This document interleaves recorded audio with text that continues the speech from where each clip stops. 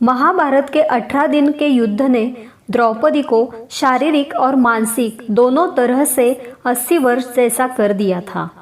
उसकी आंखों मानो किसी गड्ढे में धंस गई थी। चेहरे का रंग श्याम वर्ण और अधिक काला हो गया था। द्रौपदी को युद्ध से पूर्व प्रतिशोध की ज्वाला ने जलाया था और युद्ध के उपरांत पश्चाताप की आग तपा रही थी। न समझने की क्षमता बची थी और ना ही सोचने की। कुरुक्षेत्र में चारों ओर लाशों के ढेर थे, जिनके देह संस्कार के लिए न लोग उपलब्ध थे और ना ही साधन। शहर में चारों तरफ विधवाओं का बाहुल्य था। अनाथ बच्चे इधर उधर घूमते दिखाई पड़ते थे और उन सब की वह महारानी द्रौपदी हस्तिनापुर के महल में निश्चेष्ट बैठी हुई शून्य को निहार रही थी।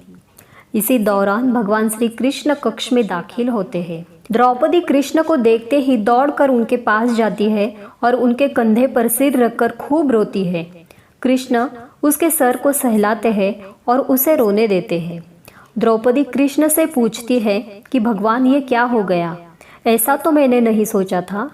कृष्ण बोले, नियति बहुत क्रूर है द्रौपदी, वह हमारे सोचने के अनुरूप नहीं चलती, हमारे कर्मों को परिणामों में बदल देती है।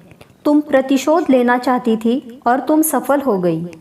तुम्हारा प्रतिशोध पूरा हुआ। सिर्फ दुर्योधन और दुशासन ही नहीं, सारे कौरव समाप्त हो गए। तो तुम्हें तो प्रसन्न होना चाहिए। द्रौपदी बोली, भगवान आप मेरे घावों को सहलाने आए हैं या नमक छिड़कने?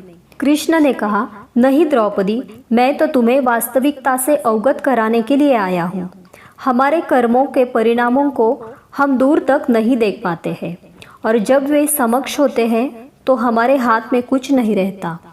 द्रौपदी ने पूछा कि क्या युद्ध के लिए पूर्ण रूप से मैं ही उत्तरदायी हूँ? कृष्ण बोले, नहीं द्रौपदी, तुम स्वयं को इतना महत्वपूर्ण मत समझो, लेकिन तुम अपने कर्मों में थोड़ी सी भी दूरदर्शिता रखती तो स्वयं इतना कष्ट कभी नहीं पाती। द्रौपदी ने पूछा कि मैं इसमें क्या कर सकती थी? तो कृष्ण ने उत्तर दिया कि जब तुम्हारा स्वयंवर हुआ तब तुम कर्ण को अपमानित नहीं करती तो उसे प्रतियोगिता में भाग लेने का एक अवसर देती तो शायद परिणाम कुछ और होते। इसके बाद जब कुंती ने तुम्हें 5 पतियों की पत्नी बनने को आदेश दिया तब तुम उसे स्वीकार नहीं करती तो भी परिणाम कुछ और होते।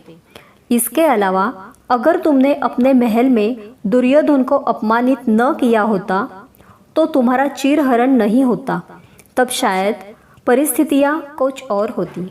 हमारे शब्द भी हमारे कर्म होते हैं द्रौपदी, और हमें अपने हर शब्द को बोलने से पहले तोलना बहुत ज़रूरी होता है, अन्यथा उसके दुष्परिणाम सिर्फ स्वयं को ही नहीं अपने पूरे परिवेश को दुखी करते रहते हैं। तो श्री कृष्ण की ये बातें सुनकर हमें ये सीख मिलती है कि संसार में केवल मनुष्य ही एकमात्र ऐसा प्राणी है जिसका जहर उसके दांतों में नहीं, शब्दों में है। इसलिए शब्दों का प्रयोग सोच समझकर ही करना चाहिए। ऐसे शब्द का प्रयोग कीजिए जिससे किसी की भी भावनाओं को ठेस ना पहुँचे। तो दोस्तों, वीडियो पूरा देखने के लिए बहुत बहुत धन्यवाद। आपको ये वीडियो अच्छा लगा हो तो लाइक कीजिए और इसी तरह की और कहानियाँ सुनने के लिए सीक्रेट ऑफ विक्ट्री को सब्सक्राइब कीजिए।